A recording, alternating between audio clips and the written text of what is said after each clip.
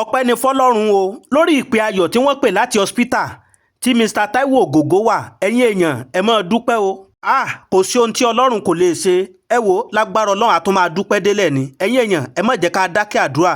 Ẹ wo ẹ má wá jẹ́ ń gbà yín lákòókò. Ẹ jẹ́ ká gbọ́ bí wọ́n ṣe ṣàlàyé. A ti dúpẹ́ o, Olúwa ti ń ṣeun o, Olúwa ti ń ṣeun o.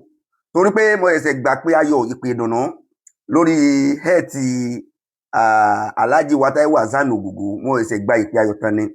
Inú mi dẹ̀ dùn pẹ̀lú ìpè tí mo gbà látara pé Olúwa ti ṣeun. Alhaji wa Taiwo Hassan Ògògó, Olúwa mo mà bá yín dúpẹ́ o, mo bá yín dúpẹ́. Ọba tí ó jẹ́ kí improvement tó rapid improvement ọba tó jẹ́ kó máa wáyé pẹ̀lú ògo Ọlọ́run. Ní fàìsàn lùgbà, àìsàn náà sì kò ní mẹ́mìí yín lọ pẹ̀lú àṣẹ Ọlọ́run. Gbogbo ẹni tó bá ń ronú aburú sí gbogbo wọn pátápátá náà fẹ̀mí wọn di pẹ̀lú àṣẹ àtagbára Ọlọ́run.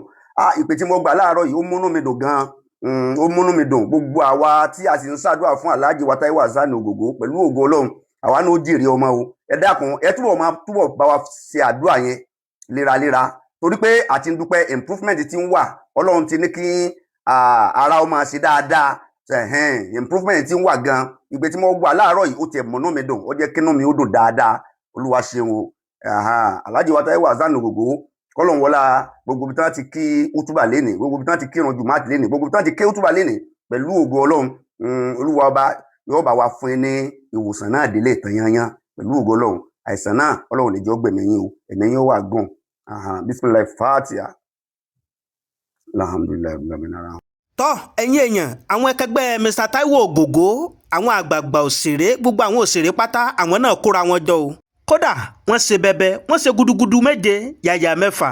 Tọ́ tó bá jẹ́ ìgbà àkọ́kọ́ yín rè tẹ́ bá ìkànnì pàdé, akínkáàbọ̀ sórí ìkànnì Kúnlé Ìjẹ̀ṣà. Bẹ́ẹ̀ ṣe ń wọlé, ẹ dákun ẹ bá wa tẹ follow button yín. Ṣẹ́rí subscribe button tẹ́ wọn ò já yín lówó. Ó ní kinní kan báyìí bí aago tí àwọn olóyìnbó ń pè ní notification bell. Ẹ fọ́ tẹ kinní aago òun níbi ẹ̀gbẹ́ subscribe button ló wà. Òní ó mọ ta inú lobó lóòrèkóòrè bá a bá ṣe mú fúnra wá sórí ìkànnì wa. Tọ́ bẹ́ẹ̀ ṣe ń bá wa ṣe yìí, ìtẹ́yìn náà bá dáwọ́ yín lé òun rere báyìí la máa já sí. Ẹ má jẹ́ ń dènà pẹ́nu, ẹ jẹ́ ká tó wo ohun tí àwọn àgbààgbà òṣèré tí wọ́n kóra àwọn jọ tí wọ́n ṣe lórí ọ̀rọ̀ Mr. Taiwo Ògògó. Fọ́nrán náà rèé, ẹ jẹ́ ká wò ó. Ọlọ́run jẹ́ kí àdúrà náà kó mọ́lá kó ṣe mọ́lá ní ọlọ́wọ́ gbèdìdè gbogbo ìfọ́nà kírísítẹ́nì ṣe mùsùlùmí gbogbo àwọn ẹlẹ́sìn pátá ni wọ́n bá wa ṣe ọlọ́wọ́ alẹ́gbẹ̀ẹ́ wọn ṣe ojú òní tí wọ́n specifically máa fẹ́ náà lọ́wọ́ first lady of the Federal Republic of Nigeria. She called to express her concern apart from ẹni tí Ọlọ́run ti ń lò láti rẹ̀ wá tó lò fún Ògògó, Sẹ́nétọ̀ Ọlámilékan Yáàyì, ọ̀gbìnrin Sídìí Àkàkò, Sídìí Àkàkò. Ó yára rí ẹni tó lọ́kàn tí Sẹ́nétọ̀ tí incoming governor yẹn tó lọ́wọ́. He was ready for everything. He was ready láti ní kan gbé lọ sí India for treatment, but unfortunately the doctor says he is not fit. So ẹgbẹ́ ó wá clear àwọn pé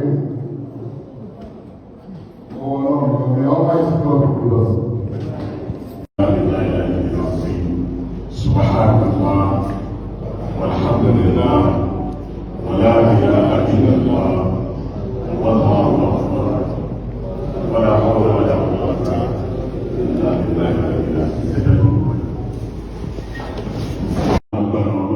A nígbà gbọ́ nínú àdúrà, a sì gbàgbé ọlọ́run ọba tó dé.